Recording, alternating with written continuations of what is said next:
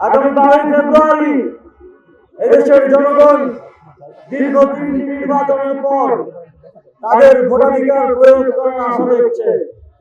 আগামী 12 ফেব্রুয়ারির পর নির্ধারিত হবে আগামীর বাংলাদেশ কিভাবে পরিচালিত হবে। আগামী 12 ফেব্রুয়ারি আপনাদের ভোটাধিকার প্রয়োগের মাধ্যমে, আপনাদের নেতৃত্ব নির্বাচনের মাধ্যমে আগামী বাংলাদেশের রূপরেখা নির্ধারিত হবে। সংগ্রামী বন্ধুগণ, আমরা জানি সারা বাংলাদেশের মানুষ 12 ফেব্রুয়ারি তাদের ভোটাধিকার দেওয়ার জন্য অপেক্ষা করছে। তারা আমাদের দিকে তাকিয়ে আছে। তারা বিগত 3টি নির্বাচনে যেভাবে তাদেরকে কেন্দ্র থেকে ফিরে আসতে হয়েছে, যেভাবে তারা গিয়ে দেখেছে যে তাদের ভোট অন্য কেউ দিয়ে দিয়েছে, যেভাবে তারা কেন্দ্রে গিয়ে দেখেছে যে কেন্দ্রে মারামারি হানাহানি দখলের মাধ্যমে তাদের ভোটাধিকার হরণ করা হয়েছে, সেটা তারা দেখতে চায় না। তারা চায় 11 দলীয় জোট এবং 11 দলীয় জোটের সকল নেতাকর্মী সবাই মিলে তাদের ভোটাধিকার রক্ষা করবে। আপনারা কি বাংলাদেশের জনগণের ভোটাধিকার রক্ষা করতে প্রস্তুত? 12 ফেব্রুয়ারি আমাদের দায়িত্ব শুধু নিজের ভোটাধিকার প্রয়োগ করা নয়, আমাদের দায়িত্ব বাংলাদেশের 18 কোটি জনগণ, বাংলাদেশের 12 কোটি ভোটার যেন তাদের ভোটাধিকার প্রয়োগ করতে পারে সেটা নিশ্চিত করা। সংগ্রামী ভারতবাসী, আপনাদের বিভিন্ন ধরনের সমস্যার কথা আমরা শুনি, বিভিন্ন রাজনৈতিক অঞ্চলগত সমস্যার কথা আমরা জানি। আমরা 11 দলীয় ঐক্যের পক্ষ থেকে আপনাদেরকে প্রমিস করতে চাই, আপনারা যদি আপনাদের ম্যান্ডেট দিয়ে আমাদেরকে কাজ করার সুযোগ করে দেন, সেগুলো আমরা সমাধান করবো ইনশাআল্লাহ।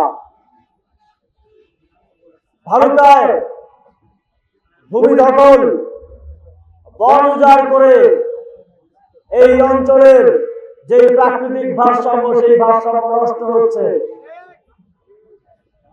ভারতায় কলকারখানা হচ্ছে, শিল্পায়ন হচ্ছে, কিন্তু স্থানীয় তরুণদের, স্থানীয় জনগণের সেখানে কর্মসংস্থান নিশ্চিত হচ্ছে না। ভারতায় শ্রমিকরা জনসময়ে তাদের বেতন পাচ্ছে না। আমরা দেখেছি এখানে পরিবেশ দূষণ, বনভূমি উজাড় এবং চাষের জমি নষ্ট হচ্ছে, কিন্তু তার বিপরীতে ভারতের জনগণের যে কর্মসংস্থান পাওয়ার কথা সেটা তারা বুঝতে পারছেন না। এখানে মাদকের সমস্যা রয়েছে, জুয়ার সমস্যা রয়েছে, এখানে স্বাস্থ্যসেবার মান, রাস্তাঘাট সহ নানা ধরনের সমস্যার মধ্য দিয়ে আপনারা যাচ্ছেন। এখানে শিল্পায়ন শুধুমাত্র ধনীদেরকে আরো ধনী করার জন্য কাজে লাগছে, কিন্তু আমার মেহনতি মানুষ, আমার গরিব মানুষ, আমার বেকার ভাই বেকারি রয়ে যাচ্ছে। আমরা নির্বাচিত হলে, কাজ করার সুযোগ পেলে সম্পদের সুষম বন্টন নিশ্চিত করব। আপনাদের যতগুলো সমস্যার কথা উল্লেখ করলাম সবগুলো নিশ্চিত, সব সমস্যার সমাধান করার জন্য সর্বোচ্চ পর্যায় থেকে আমরা কাজ করব ইনশাআল্লাহ। সংগ্রামী বন্ধুগণ, তবে সেই সুযোগ করে দেওয়ার জন্য আমরা জানি বাংলাদেশের মানুষ মুখিয়ে আছে। বাংলাদেশের জনগণ 11 দলীয় যে ঐক্য হয়েছে, সেই ঐক্যের যেখানে যেই মার্কা আছে সেই মার্কাকে নিজের মার্কা, যেই প্রার্থী আছে সেই প্রার্থীকে নিজের ভাই মনে করে ভোট দেওয়ার জন্য প্রস্তুত আছে। তবে 11 দলীয় জোটের পক্ষ থেকে আমাদেরকে নিশ্চিত করতে হবে যেন যেই ভোট দেওয়ার জন্য তারা অপেক্ষা করছেন সেটা তারা দিতে পারেন, যেন তাদেরকে কোনো প্রকার হুমকি দিয়ে, কোনো ধমকি দিয়ে, তাদেরকে ভয় দেখিয়ে তাদেরকে যেন ভোট দেওয়া থেকে বাধা সৃষ্টি না করা হয়, সেটা নিশ্চিত করার দায়িত্ব আপনার, আমার, আমাদের সকলের। যদি এবার আমরা সেটা নিশ্চিত করতে না পারি, আমরা কিন্তু শেখ হাসিনাকে 2008 সালে ক্ষমতায় আনার মধ্য দিয়ে দেখেছি এদেশের জনগণ 17 বছর সেই শেখ হাসিনার ক্ষমতায় আরোহণের প্রায়শ্চিত্ত করেছে। হাজার হাজার মায়ের বাবার কোল খালি হয়েছে, শত শত লক্ষ লক্ষ মানুষকে তাদের অধিকার থেকে বঞ্চিত করা হয়েছে। আমরা কি এ ধরনের আর অনাচার অত্যাচার চাই? যদি না চান তাহলে এবার শুধু ভোটাধিকার প্রয়োগের মাধ্যমে সেটা নিশ্চিত করতে হবে। এদেশের জনগণ, এদেশের মানুষ রক্ত দিয়েছে, রক্তের কাছে শুধু একটা ভোট দেয়া কোনো কিছুই নয়।